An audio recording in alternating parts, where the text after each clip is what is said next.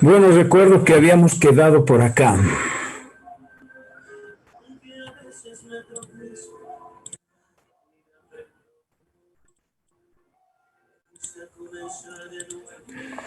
Bueno, recordando lo que habíamos visto en la anterior clase, habíamos visto que es importante reconocer las suturas que se van a proyectar en las radiografías. Estas suturas generalmente son dentelladas, se entrecruzan entre los extremos óseos y generalmente aparecen en la parte media y en estas partes que son las suturas más importantes. Siempre hay que procurar diferenciar porque estas son dentelladas, a diferencia de las fracturas que son líneas mucho más rectas.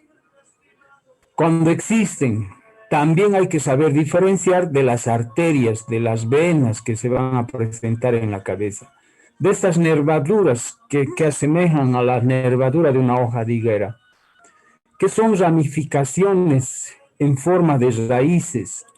Hay que recordar que siempre van a existir en la radiografía. Esa nervadura, por ejemplo, se presenta así, ramificado. Por lo tanto, no hay que confundir esas nervaduras, tampoco hay que confundir estas arterias que siempre van a estar presentes, principalmente en el tejido compacto y en el tejido esponjoso. Ese tipo de arterias que llegan a ocupar espacios, además de las circunvoluciones que tiene el cerebro.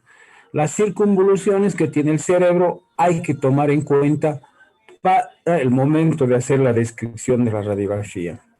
Además del agujero magno, estructuras que no son patológicas, las celdillas mastoideas y estructuras que son y forman parte de lo que es el cráneo, ¿no? Entonces, diferenciar bien de lo que son las fracturas. Las fracturas son rectilíneas, largas, generalmente no son ramificadas.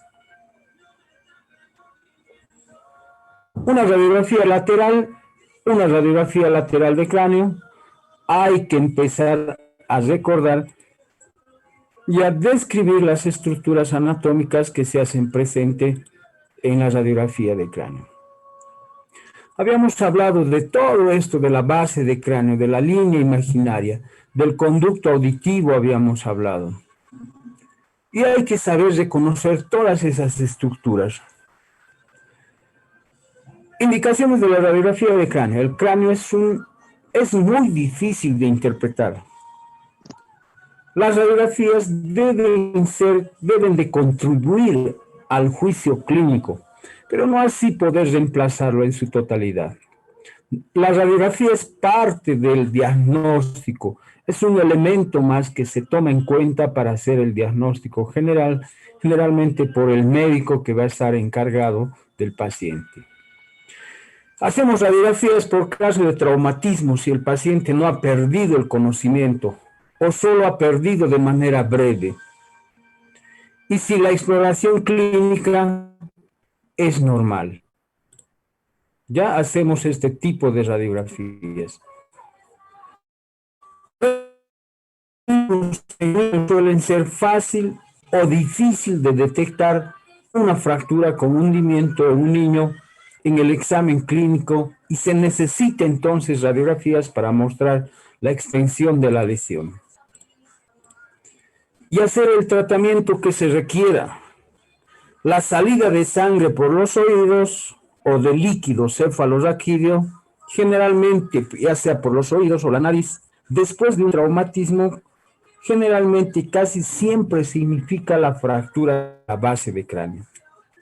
Un traumatismo con depresión local en el cráneo, la radiografía puede contribuir al diagnóstico siempre y cuando exista abultamiento y se fije el examen clínico. En las radiografías de cráneo siempre nos vamos a fijar todo esto. Dolor de cabeza persistente, rara vez se proporciona información útil, al menos que haya signos clínicos. Dolor de oído y este tipo de secuencias que van a generalmente orientarnos para hacer un diagnóstico. Compruébese que la posición de la radiografía no se debe hacer en posición incorrecta. Las imágenes pueden llegar a inducir a error. Las apósclinoides deben ser siempre simétricas. En las proyecciones frontales, en las proyecciones, debe estar situado siempre la sutura sagital al medio de de los dos partes laterales del cráneo. Nunca debe estar la sutura sagital más inclinada al lado derecho o al lado izquierdo. Siempre se debe proyectar en la parte media. En la proyección lateral, mire, esta sutura sagital tiene que proyectarse siempre en la línea media. Las órbitas, además de en la proyección lateral, la silla turca debe estar dibujado de manera correcta, en la que diferenciar la postclinoides anterior y posterior. Si se sospecha fractura de base de cráneo y el paciente está inconsciente, se puede poner la película al lado del cráneo, es decir, por decirles próximo al oído o al pabellón auricular del lado izquierdo. Y del otro lado se debe proyectar el tubo de rayos X. Y es así como sale la radiografía. ¿Ya? Es así como sale la radiografía. Es decir, con el seno etmoidal prácticamente bien delimitado y bien dibujado. Lo que nos muestra un nivel hidroaéreo en el que existe colección de líquido, ya puede ser sangre, puede ser líquido cefalorraquídeo. Generalmente esto es signo de que existe una fractura de base de cráneo. Es importantísimo saber recordar. Si nos fijamos en la radiografía, acá está dibujada la silla turca. Por delante y por debajo de la silla turca se encuentra el seno esfenoidal que puede llegar a coleccionar en caso de fracturas o rupturas de cualquier extremo de cualquier parte de la base de cráneo. Las fracturas craneales son rectilíneas así. Están en contraposición a las suturas y son rectilíneas, no son nervadas, hundimiento del cráneo. Tenemos que hacer recorrido. Cuando leamos una radiografía tenemos que hacer secuencia, tiene que haber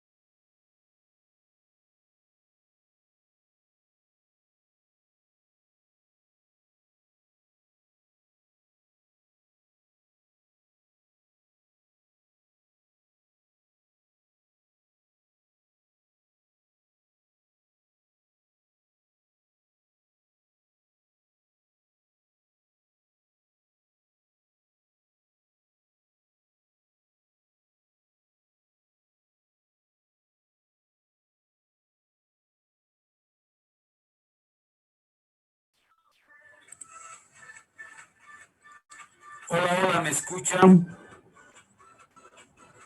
Sí, Lice. Sí, doctor. Por un rato se ha ido el internet, pero se ha podido recuperar. Ahora sí pueden ver lo que les comparto, ¿verdad? Sí, doctor. Sí. Perfecto, gracias. Continuamos, estábamos acá, ¿no? Los senos de la cara, las cámaras neumáticas en la radiografía de cráneo, una de las principales opciones por el que nos piden radiografías de cráneo es para ver los senos frontales, además de fracturas. Las cámaras neumáticas que están ubicados en la altura del hueso frontal están entre las dos tablas, la tabla externa y la tabla interna. Además, a nivel de los senos etmoidales, que están prácticamente ubicados en el hueso etmoidal. Y los senos paranasales o maxilares, que son los tres principales que nos van a demostrar si existen, que están relacionados como cámaras neumáticas, que están relacionados con el sistema respiratorio. Además, están relacionados con las cendillas mastoideas, con las cendillas temporales, occipitales y también con el oído. Por eso es que cuando nos resfriamos o sentimos COVID, tenemos dolores a este nivel. Cualquier tipo de infección en el resfrío, en cualquier situación, como estas son las cámaras de resonancia, es decir, cámaras de resonancia que nos permiten amplificar la voz, que son las cámaras de resonancia similar a las de la guitarra, que nos permiten hablar con propiedad. Pero cuando estamos resfriados hablamos como la popis, ¿no? No sé si recuerdan cómo hablaba la popis. Pero entonces es importante esta relación. Los senos paranasales son cavidades, paredes simétricas que al estar llenas de aire se comunican con las fosas nasales. Son muy visibles a través de las radiografías, dividiéndose en dos grupos. Estos senos son los principales que vamos a determinar con las radiografías.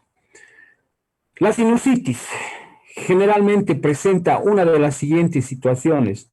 Los pequeños vellos o cilios son los responsables de ayudar a sacar las mucosidades. Cuando existe un proceso de infección, existe la generación de mucosidades en aumento, es decir, se genera más mucosidades que cuando no estamos resfriados.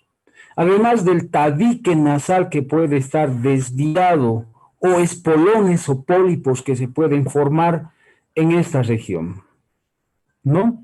Estas radiografías de Waters nos tienen que mostrar las órbitas.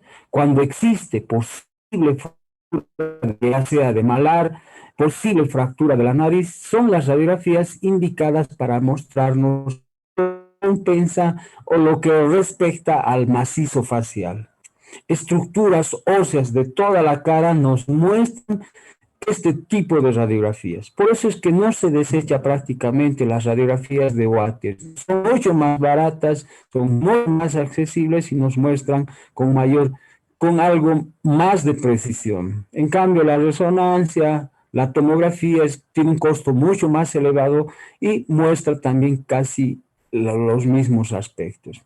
La nariz tiene que ser rectilínea, la nariz no puede estar torcida hacia el lado izquierdo o derecho.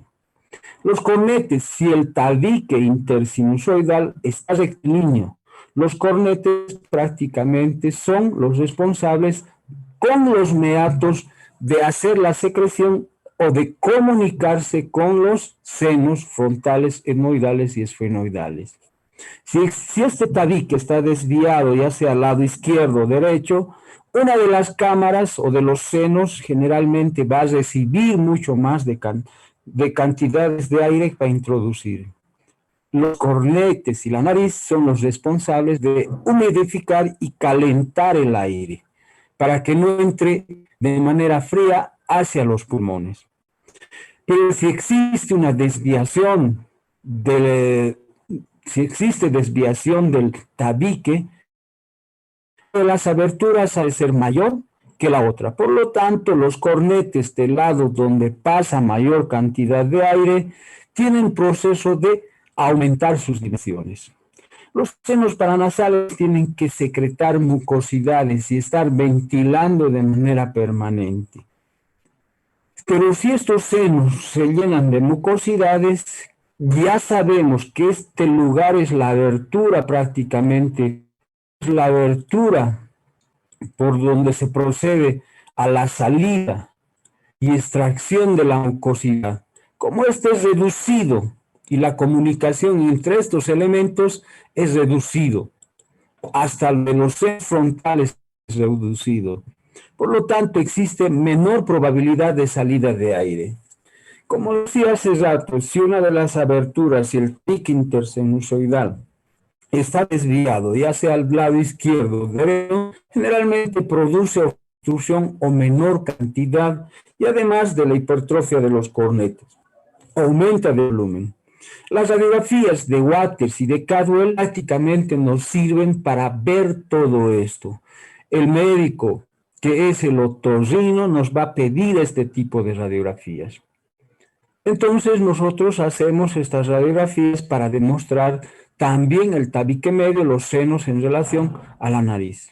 Algunos describen a la nariz en forma de pera, con una base, unas caras laterales, un tabique intersinusoidal. La silla turca. También existen opciones en el que vamos a hacer radiografías de la silla turca. Nos muestran para medir el espacio. Esta silla turca es el encargado de almacenar a la glándula hipófisis. Por lo tanto, es importante saber describir y medir el tamaño y la longitud. Si esto tiende a cerrarse, es patológico, o aumenta o disminuye sus dimensiones. ¿Qué tipo de proyecciones hacemos? Radiografías póster o anterior, así como está proyectado acá. Radiografías perfil derecho, perfil izquierdo, o lateral izquierdo, lateral derecho. Estas radiografías son las básicas. Esta es la de Cadwell. Ya esta es la de Waters.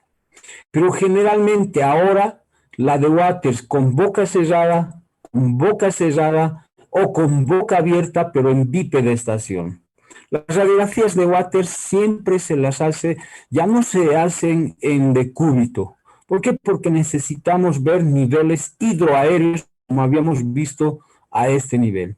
Si existe nivel, qué cantidad de líquido o de mucosidad puede estar lleno en cada uno de los senos.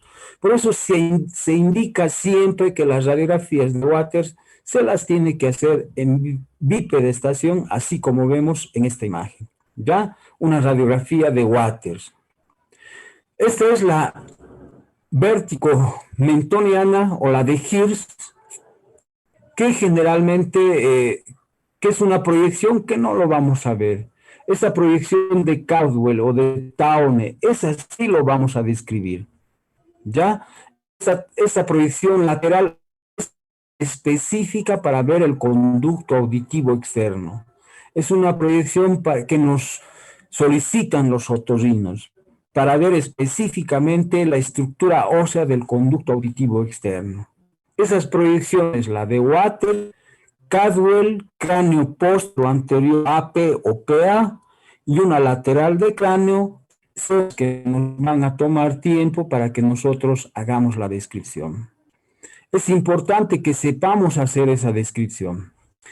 Columna vertebral. La columna vertebral está conformada por 31 a 35 huesos o vértebras. 7 vértebras cervicales, 12 vértebras torácicas, 5 vértebras lumbares, 3 a 5 vértebras sacras o coxígeas, 5 sacras y 3 a 5 coxígeas. Ya esa es la cantidad de vértebras que vamos a tener en la columna vertebral. La columna vertebral no es como un tronco recto, parado, uniforme, sino que tiene sus curvaturas. Tiene curvaturas a nivel cervical cuya convexidad es anterior, ¿ya? Es anterior. La concavidad va a estar dirigida hacia atrás. A nivel torácico, la concavidad es anterior y la convexidad es posterior. A nivel lumbar, la convexidad es anterior y la concavidad es posterior. Sacrocoxis, la cifosis, porque la concavidad es anterior y la convexidad es posterior. Prácticamente la columna vertebral en sentido lateral, estas son las curvaturas que nos va a presentar en sentido lateral, que tiene aproximadamente una longitud de 75 centímetros de longitud. Estas son las características propias que habíamos visto. Recordemos que el atlas y el axis no carecen más bien de cuerpo. El resto de las vértebras sí van a tener cuerpo como vemos acá. Además de los pedículos que ya habíamos visto en anatomía descriptiva, las láminas, las apófisis transversas y las apófisis espinosas, con sus respectivas modificaciones. Las apófisis articulares, las apófisis transversas, los pedículos, las láminas, las apófisis espinosas tienen sus características propias de acuerdo a cada región. Cervical, dorsal, lumbar, eso tenemos que recordar. Sabemos que cada una de las vértebras o cada dos vértebras presentan semicarillas para articularse con los arcos costales en la parte anterior se articula de manera directa o a través del cartílago intercostal, que sirve para llegar y articularse con el esternón. También existen a partir de las 9, la 10, 11, la 8, 9 y 10, un cartílago común. Pero los dos últimos arcos costales terminan articulándose o más bien no terminan articulándose al esternón y son las que se denominan costillas flotantes. Este es el cráneo que en la parte superior, en estas semiceldillas en forma de suela de zapatos, se van a ir a articular.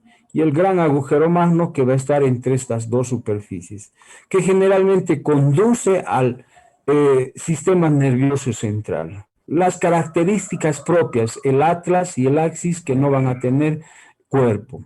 Además que las apófisis espinosas son diferenciadas. La séptima vértebra cervical es la llamada prominente.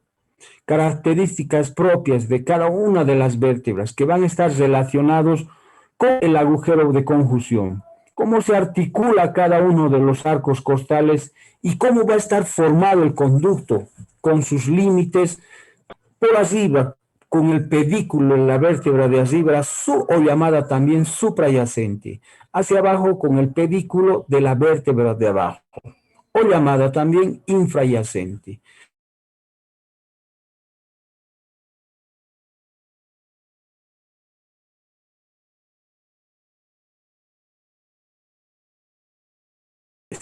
Son los pedículos por arriba, lámina y ligamento amarillo por detrás y el pedículo por detrás y disco por delante, que van a formar lo que es el agujero de conjunción. Bueno, prácticamente el internet está muy bajo, ¿no? Espero que me sigan escuchando. ¿Me escuchan? Sí, doctor. Sí, doctor. Ya, gracias.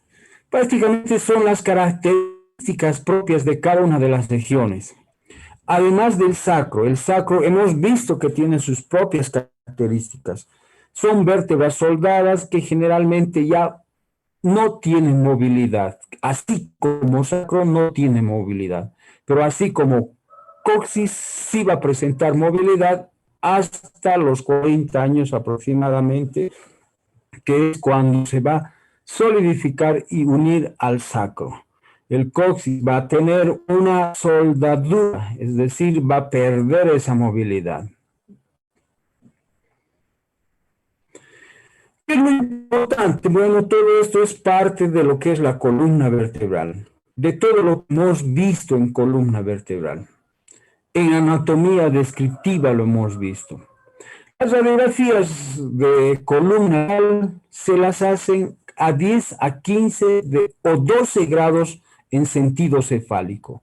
Nos tiene que permitir ver desde la séptima vértebra cervical a la tercera mínimamente. tercera o desde la tercera hasta la séptima vértebra cervical. Porque en la parte anterior nos tapa o sobrepone su imagen tanto el maxilar inferior como el occipital. Por eso es que no llegamos a ver, inclusive, además de haber puesto una angulación de 12 grados, ¿no? La radiografía lateral, en la radiografía lateral sí vamos a poder ver toda la columna cervical, pero en la parte inferior ya también los hombros van a cubrir parte de lo que es a veces la séptima vértebra cervical. Pero se dice que el buen imagenólogo siempre tiene, como estamos viendo acá.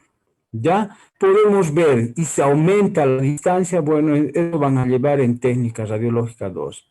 Acá lo vamos a describir a las placas radiográficas. También podemos mesurar las dos vértebras cervicales, lo vemos con boca abierta, ya transoral como se denomina. Lo vemos con boca abierta, la primera y la segunda vértebra cervical. Acá vemos esto que ustedes fácilmente lo van a saber reconocer. Y estas dos superficies que prácticamente son o forman parte de lo que es las dos primeras vértebras cervicales. Lo que sí tenemos que saber es diferenciar estas líneas. Si bien cada una de las vértebras mantiene una relación, tenemos que sabemos que la columna vertebral, miren, tenemos que ver una secuencia. No puede estar una vértebra sólida más que las demás. También tenemos que hacer el movimiento por el borde anterior del cuerpo vertebral y posterior, como les estoy marcando. El agujero de conjunción tiene que estar en secuencia ordenada, es decir, son vértebras, pero tienen que estar en secuencia ordenada. No puede estar uno más adelante que otro. También podemos ver esta secuencia. De las aposis espinosas también tenemos que ver. Si existe una vértebra que esté proyectado más adelante, como estamos viendo en la imagen, existe ya sea luxación o fractura de uno de los cuerpos vertebrales. Si no está fracturado, puede haber una luxación. Y por detrás, por el conducto medular, sabemos que circula el sistema nervioso central. Ya, por lo tanto, va a haber lesiones que posibiliten en el paciente. Por lo tanto, en la parte anterior está la tráquea y el esófago. Hacemos la secuencia en el borde anterior.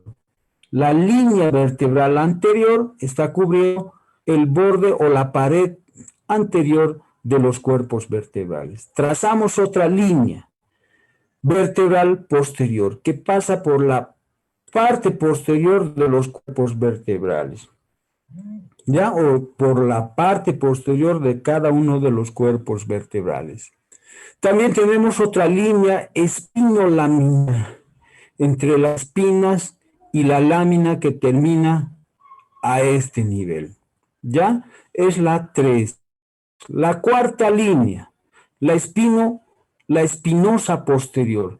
La línea interespinosa posterior, espinosa posterior.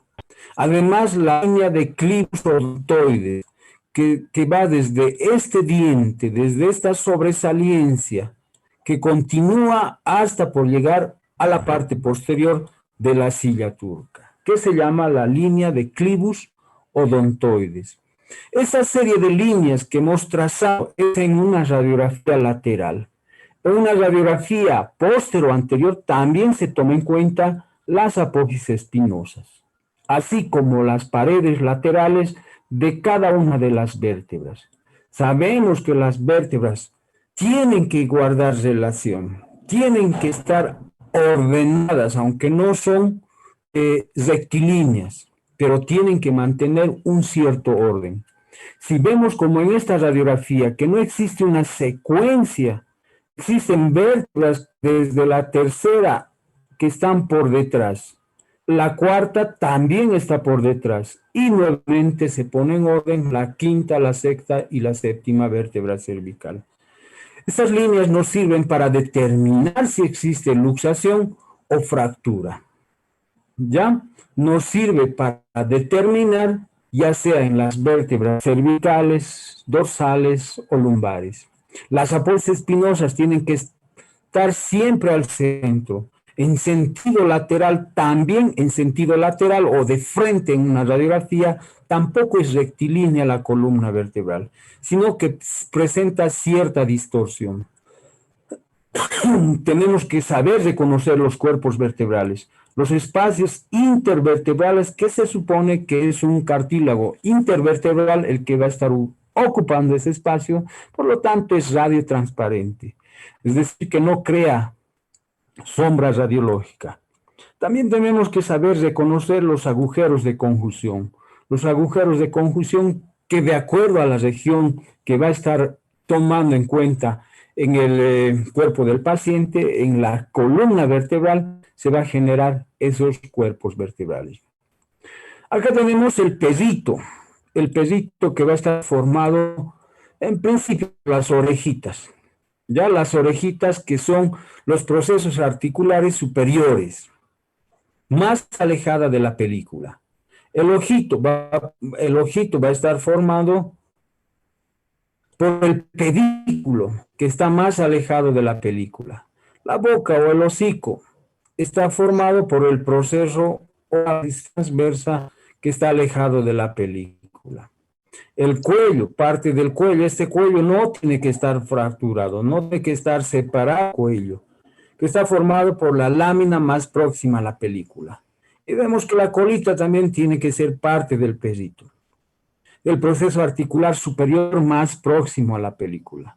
La pata delantera que vemos acá, esta es la patita delantera, que está por el proceso articular inferior. La pata trasera, que es esta, la pata trasera. El proceso articular inferior. En este tipo de radiografías se dice que no tiene que haber fractura. Ya de esto, si hay fractura a este nivel, entonces existe fractura en el cuerpo de la radiografía. Tenemos que aprender a reconocer las apostas espinosas. ¿Qué serán estos?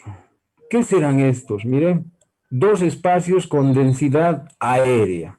Ya las apófisis transversas, que están dibujadas en las partes laterales, músculo psoas-ilíaco, músculo psoas-ilíaco y todas las regiones que tenemos que ver en la columna. En la sacrocoxigia también existen fracturas a nivel sacrocoxígeo. ¿Ya?